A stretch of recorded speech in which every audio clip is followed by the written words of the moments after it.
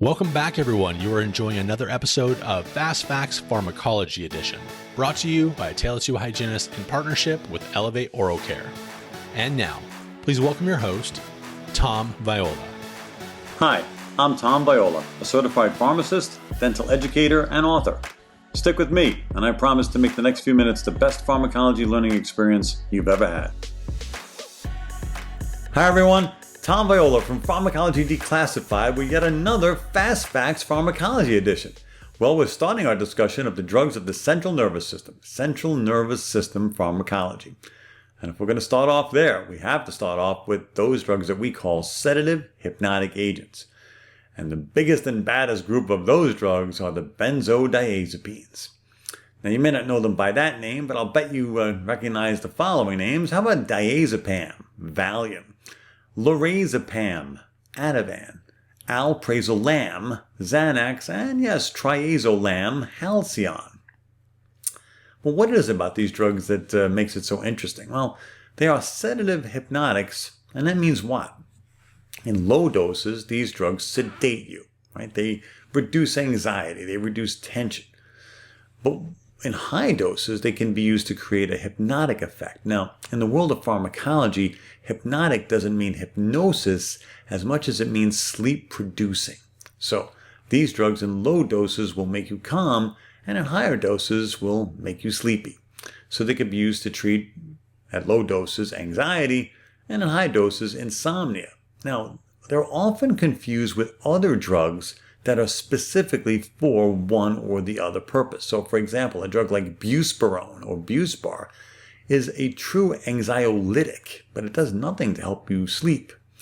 And there are drugs to help you sleep called hypnotics, like Ambien and Lunesta, Zolpidem and isopicolone.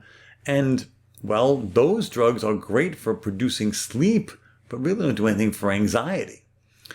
So the benzodiazepines are really in a class by themselves. They replace, for the most part, another class of drugs called the barbiturates, of which phenobarbital was the most popular.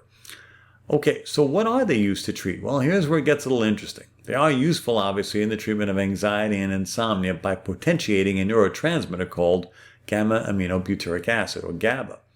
But they are also useful in treating seizures, and they're also useful in treating alcohol withdrawal. So there's more to just the benzodiazepines than just treating anxiety and treating insomnia. They have far-reaching uses, and so that's why it's very important when you're taking a medical history to not only ask what medications the patient's taking, but also why they take it. And you know me by now, it's always those same three questions. What do you take? Why do you take it?